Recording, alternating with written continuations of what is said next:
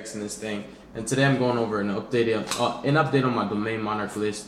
So it's pretty lit. I like how it functions, and I added a bunch of spicy stuff in it. A bunch of tech cards, and just to make it function more. So it's anti-meta. There are a few cards I'm missing for this, and the cards being the True Draco Masterpiece, two of him, and three diagrams. Because the thing is, Monarchs by themselves already have tons of continuous spells and traps. So your Masterpiece, you're able to pretty much resolve his effect by attributing spells and traps using your Monarch back row, which is actually searchable, which is pretty cool. So it's something I want to try, basically being Domain Masterpiece Monarchs. I'm not going to run any other True Draco stuff. I'm just going to run Masterpiece specifically, just to have him under the Domain. It's really cool. So those are the cards that I'm missing, but other than that, everything else is complete. So 3 ideas. And of course, 3 idols. These are your vassals, very important. These facilitate all your tribute summons and also give you that grind game. Banish him, get that additional tribute summon. You don't even have to use your normal summon. Eidos is really, really clutch. And of course, 3 Blackwing Gofus. This guy is pretty savage. I can't believe I wasn't playing him in my previous list. Not just for the Allure of Darkness, but he's just insane to give you the tribute summon fodder that you need. 3 is just really, really clutch. And if I'm not mistaken, it's just the tokens just cannot be used for, cannot be used for a synchro material. So they can't be tributed to use it for a synchro material. But funny thing, the combo I use with Gofu is I special summon Gofu and then normal summon Karaz by tributing Gofu and pop the 2 tokens to draw 2 cards.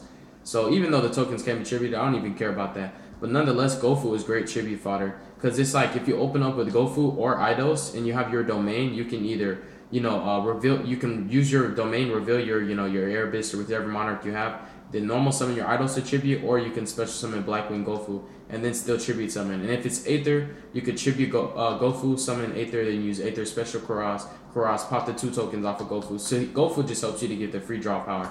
He's really clutch. So yeah, I can't believe I wasn't playing him before. And then moving forward with the actual Monarchs is 3 Erebus, of course. The boss, he doesn't target, he just shuffles. That's it. And then Aether, Thessalos, and Zaborg. I love Zaborg so much. It's basically like your True King, but it's way worse. And of course, Karaz for the draw magic. 3 Karaz. I maximize on him. I like the hands when I open up with Karaz and Blackwing Gofu. Those hands are really, really lovely. And it helps you to also, like, when you open with Karaz and Blackwing Gofu, it can fix your hand if that hand was bad. Those 2 cards make it much better. And again, Gofu just helps you fix your hands also. And Karaz just helps you to dig so much. You're able to just keep recycling him, keep using his effect, just dig, drop for all your resources, keep your domain lock live. And also to help protect my domain lock, I'm playing 2 Vanity's Fiend. Because even under domain, people can still special summon the Ultimate Conductor Tyranno for the True King Dinos, and they can just attack over my Erebus, and then they get out of domain lock, and then they can just special summon from the extra deck. Because March of the Monarch says they can't be targeted or destroyed, but Ultimate Conductor Tyranno says if he attacks a defense monster, he can just inflict 1,000, send it to graveyard right away. So to prevent them from ever doing that, I'm playing 2 Vanity's Fiend to lock them out from special summoning, and also 1 Majesty's Fiend to prevent them from ever activating monster effect. So even if they can't summon that Conductor Tyranno, they wouldn't be able to use his effect.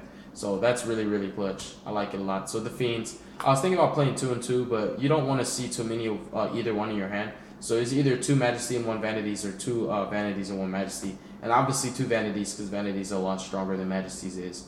But Majesty is nice to have. And also, even though he's at 1, while he's in the graveyard, you can add him to your hand from Erebus, because he is a Monarch. Well, he has Monarch stats, I'll say it like that. And that will sum up the monster count pretty hefty.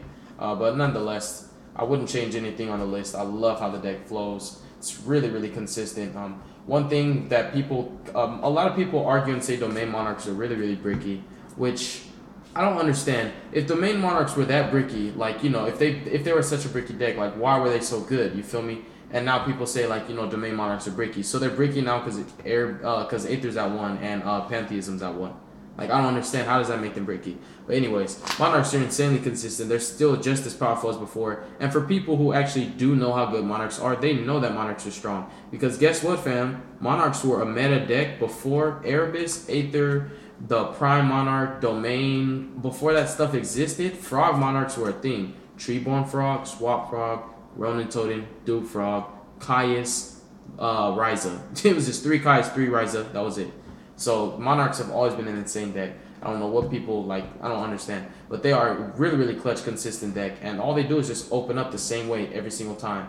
And Pretty much their weakness is if you break the domain lock, you can just go ham on them.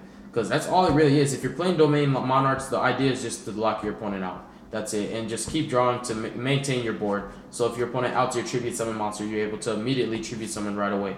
You know, be it via escalation or, you know, through Aether's effect. And to continue with the lockdown cards, so we have 3 domain, 2 march, and 1 the Monarch Stormforth. So these are pretty much your your helmet mode cards. These are just to help you go anti-meta. March and domain is powerful. It's strong for any matchup except the dinos because they have ultimate conductor. That's the only thing. Their trump card doesn't target or destroy. But here's the thing: if you have a Vanity's Fiend under the march, it's really just it's over. So it's really clutch because not only can you not kaiju vanities, but you can't target him, you can't destroy him.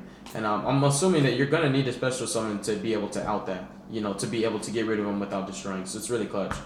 So yeah. And moving forward to actually the consistent part of the deck is 3 tenacity. Of course, Idea and Eidos and Karaz and Aether Erebus, they all are very consistent because they just facilitate your entire engine and kickstart your draw power. But this is the real engine right here, tenacity. Tenacity is just basically instant pantheism, and since pantheism is at 1, tenacity is that much more important because these are basically three pantheisms now. And more than often, my first tenacity gets pantheism. After that, it gets whatever I want. But my main goal is to get straight to pantheism. If I don't have a way to get to it, you know, if I'm able to summon an Erebus or an Aether, I'll dump the pantheism from my deck, you know, and just sacrifice that draw too, so I can use tenacity to search out my domain if need be so. So that way, you know, I can, for example, or you use tenacity, search out March, and then banish your pantheism and search out your domain, so you have March and domain for your lockdown.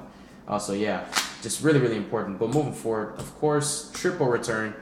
This is very, very clutch, especially being pure. We have to do triple return because the pantheism, once you resolve pantheism, you just need to pick 3 of the same, so your opponent can't basically give you crappy cards. Even if you could pick, for example, like 1 of this and 1 Stormforth, 1 of this, even though those are all good cards, there's different scenarios where they would be good.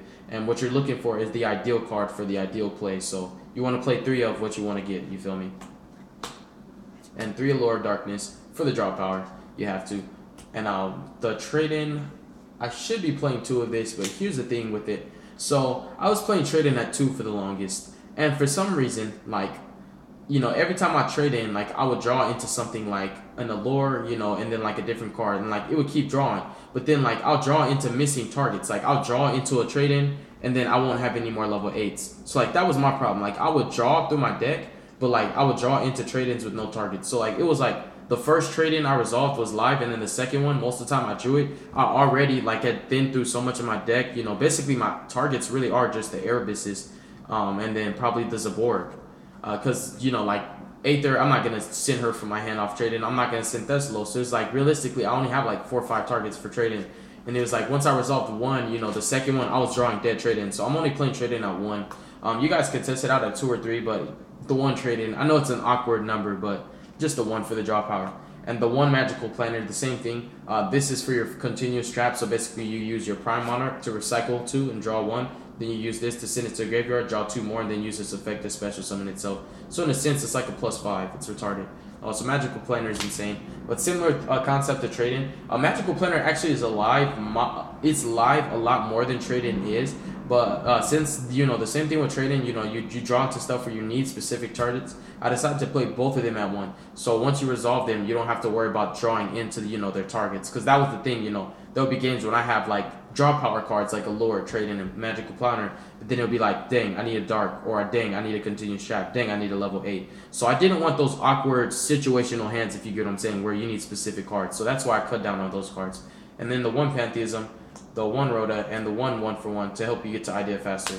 And the only traps you play are 3 Prime and 1 Escalation. If you can bump Escalation up higher, I definitely recommend you do so. But that will be it for my deck, you guys. Thank you so much for watching. God bless y'all. Be safe. Make good choices. Don't hurt your brain cells. Carthage must be destroyed, and Monarchs are murderous. Tell me, guys, what you think of the deck. And if you think Domain is going to be a continuer in the link format.